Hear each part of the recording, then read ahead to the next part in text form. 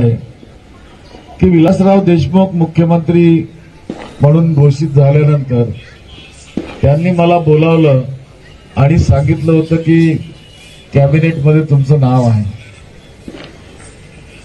तुम्ही तयारीला लागा। परंतु ज्या वेळेला शपथविधी होणार होता त्यावेळेला सांगण्यात आलं की यादीमधनं तुमचं नाव गाळण्यात आलेलं आहे। म्हणून मी 1.5 महिने काही मंत्रालयात गेलो नाही आणि त्यानंतर जेव्हा गेलो, आता मतदारसंघाची कामं असतात, मुख्यमंत्र्यांना भेटावं लागतं, मंत्र्यांना भेटावं लागतं।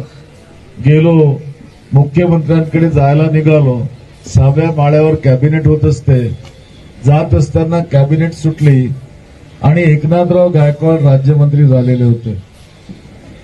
त्यांनी मला रस्त्यात पकडलं आणि माझा हात पकडून मला म्हटलं की नितीन भाऊ, आपण विलासरावजींना भेटायला चाललात म्हणून मी तुम्हाला एक महत्वाची गोष्ट सांगू इच्छितो।